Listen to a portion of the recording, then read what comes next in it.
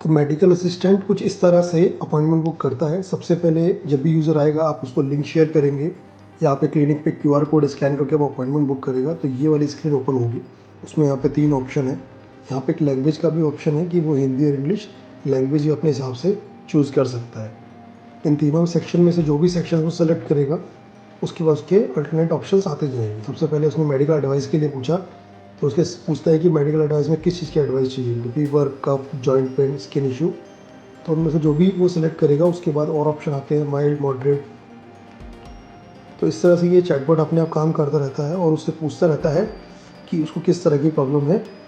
तो उसके बाद ये सब सेलेक्ट करने के बाद यूज़र को अपना डेटा फिल करने का ऑप्शन आता है, जिसमें वो अपना नेम, अपना मोबाइल नंबर, अपना age, gender and city select कर सकता है। अगर उसको अपने लिए नहीं करना, उसको अपने किसी फैमिली मेम्बर के लिए करना है तो यहाँ पर उसको चेंज भी कर सकता है। और जितने भी वो चीज़ों को ऐड करेगा वो प्रोफाइल सेव होती जाएगी सारी की सारी। नई प्रोफाइल भी यहाँ ऐड कर सकती है।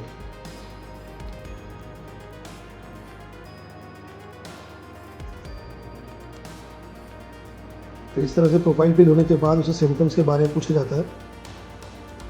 जैसे ही उसने सिम्टम्स को फिल करा तो फिर आगे ऑप्शन आता है डॉक्टर को सेलेक्ट करने का कि कौन सा डॉक्टर से उनको एडवाइस चाहिए या अपॉइंटमेंट चाहिए। तो जो भी डॉक्टर्स आपने अपने एडमिट पैनल से ऐड किए हैं उन सभी डॉक्टर्स की कैटेगरी वाइज लिस्ट आती है, जनरल फिजिशियन, कार्डियोलॉजिस्ट, उनके प्राइस, उनके एक्सपीरियंस, वो सब आता है।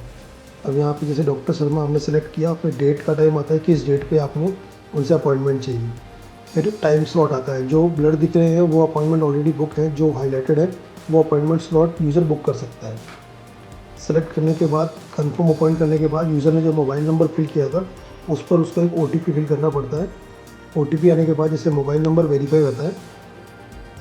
मोबाइल नंबर वेरीफाई होने के बाद फिर उसके बाद ऑप्शन आता है कि अब वो उसकी पेमेंट करे, जो उसने जिस भी डॉक्टर का अपॉइंटमेंट उनको चाहिए। पेमेंट करने के लिए पेमेंट की कंफर्मेशन होती है। इसमें अगर आप चाहें तो अपना पेमेंट गेटवे इंटीग्रेट लगा सकते हैं या आप चाहें तो अपना QR कोड भी इसमें लगवा सकते हैं।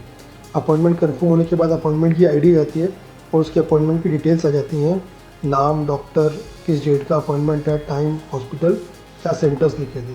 अब ये डॉक्टर जो अपॉइंटमेंट बुक किया इसको डाउनलोड भी कर सकता है एज ए PDF और शेयर करना चाहे तो किसी को शेयर भी कर सकता है। तो यहाँ पे इस तरह से ये हमारा अपॉइंटमेंट बुकिंग वाला काम करता है सिस्टम। अब इसके संग जो भी उसने बुकिंग करी है तो उसकी योर बुकिंग के अंदर उसकी सारी पास्ट की बुकिंग होंगी, वो दिखती है कि अपकमिंग बुकिंग कौन सी है और कंप्लीटेड बुकिंग कौन सी है।